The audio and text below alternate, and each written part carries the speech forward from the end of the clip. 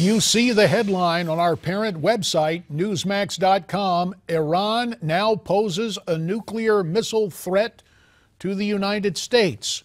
Miranda Khan talked about it in our update. We're going to talk about it more as we welcome you into America's Forum. This Monday morning greets us with more than a case of the post-weekend blues. We wake up to the news that experts believe Iran is a nuclear state in possession of missiles capable of hitting our nation. So what changes in strategy does this mandate as nuclear negotiations continue with Iran? For more on this developing story, we're pleased to be joined by telephone by Harvard Law professor and Newsmax blogger Alan Dershowitz. He joins us from Belgium this morning. Alan is also the author of the book Terror Tunnels, the case for Israel's just war against Hamas. And we're also joined by former New York Police Commissioner Bernard Kerik. Gentlemen, to you both, thanks for checking in by phone. Alan, let's begin with you. There was a tweet from the Israeli ambassador that has stirred up some controversy, and we'll get to that as well. But first, Professor Dershowitz, you have been among those issuing real concerns about the development of a nuclear Iran. Does this new ICBM, this long-range missile, is it in fact a game changer, and will it result in policy changes from the Obama administration? Well, I sure hope so. I mean, the deal that the Obama administration has on the table is a bad, bad deal. Even if Iran accepts it, they would be permitted to continue to develop ICBMs and other kind of rockets that could reach Europe and the United States. Already they have rockets that can reach Israel. It also doesn't prevent them from developing trigger mechanisms. All it stops them from doing, or it requires them to go underground to do it, is their centrifuges. And it allows them to remain a threshold nuclear power, and it has a sunset provision. After a few years, and the number has not been explicitly stated, they can go on and do whatever they please. So this is a very bad deal for the United States, a bad deal for the international community. It also doesn't deal with terrorism. Iran can continue to be the major exporter of terrorism. And my fear is that whether it's this year, next year, or 10 years from now, Barack Obama is going to go down in history as the Neville Chamberlain of the 21st century if Iran ever does develop nuclear weapons, because we will point to this point in history and say this was the turning point. This was the point where the president could have recognized the greatest threat to the world in the 21st century, and like Chamberlain in the 20th century, he failed to do it. That will be his legacy if Iran develops nuclear weapons and the capacity to deliver them.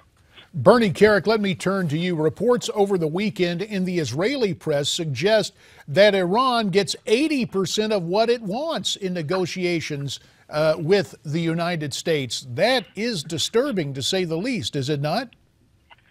Yeah, it is disturbing. And you know, I have to touch on something Alan just said. The thing about Chamberlain, I have to tell you, if you go back in history, Hitler was not as forthright as Ahmadinejad was, as Iran is today in what they intend to do. They want to blow Israel off the map.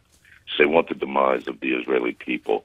They're funding Hamas and Hezbollah and these other major terrorist organizations.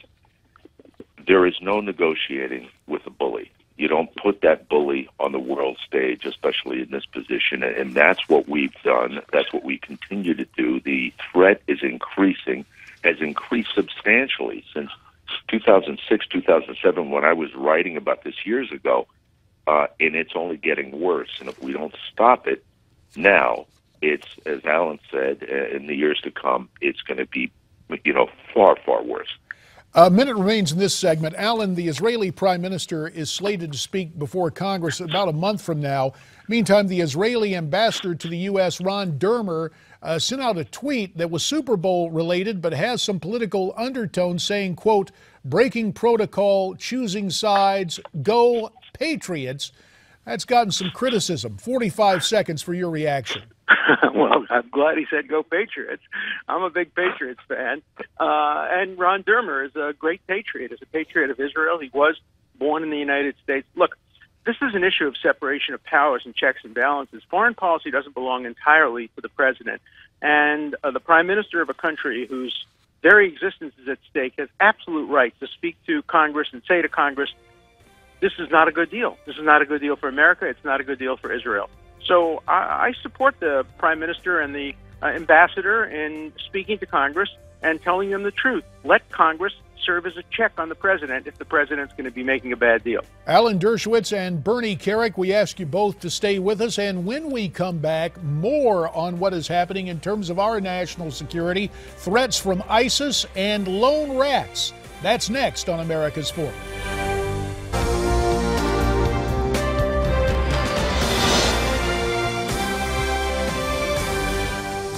They want to be better than Al-Qaeda, Islamic State. This is why they need to do something more brutal than the World Trade Center. Because when Islamic State attacked, they will be big. It will be very, very big.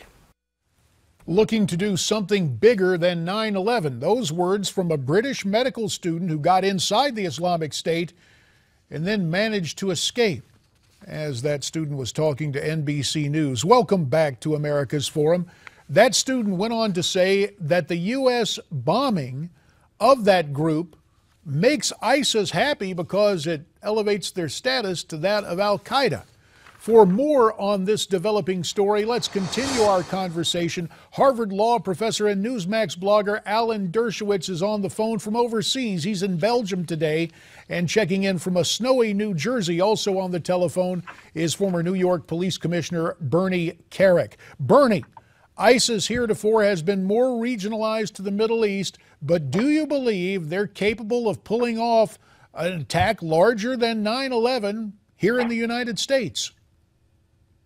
Well, look, you have to go back to the things that bin Laden and some of these other radicals, the heads of these organizations have said over the years about creating spectacular events. That's what they wanted, as was 9/11.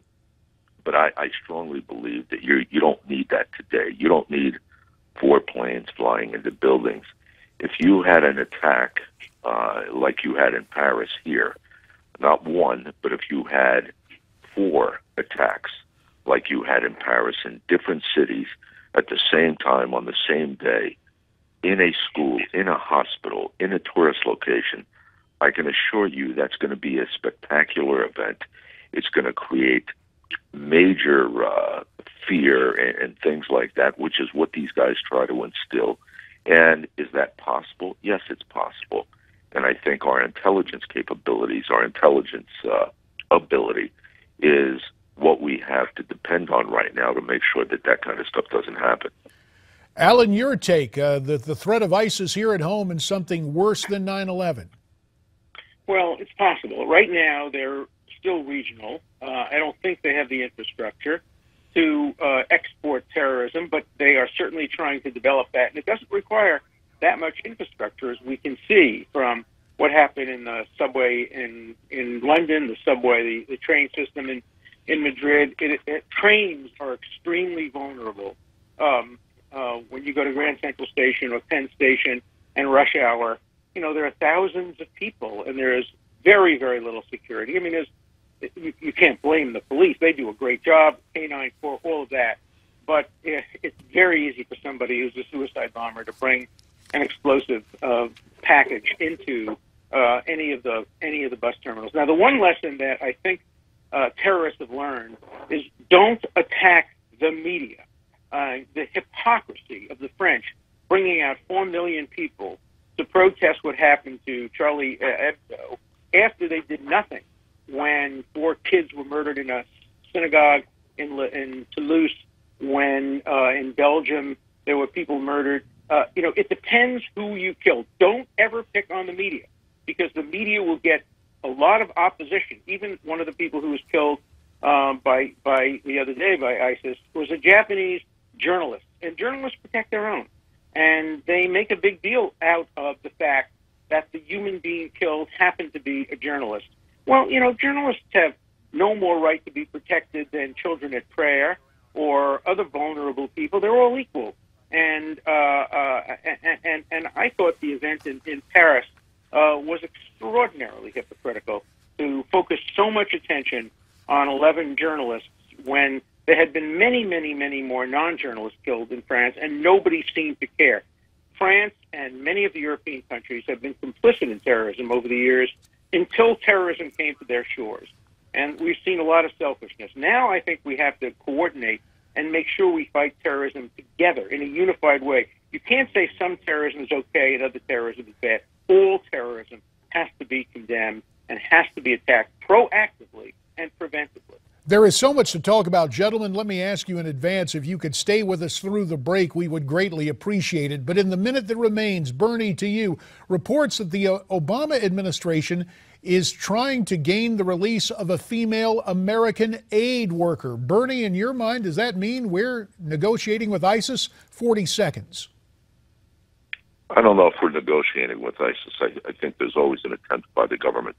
There must be an attempt by the government to go to make every effort possible to get these hostages released.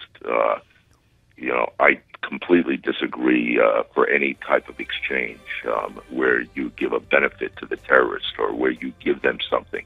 But hopefully, there is some effort going on to get these people out of there. If they can't do it diplomatically, they do it physically with the military.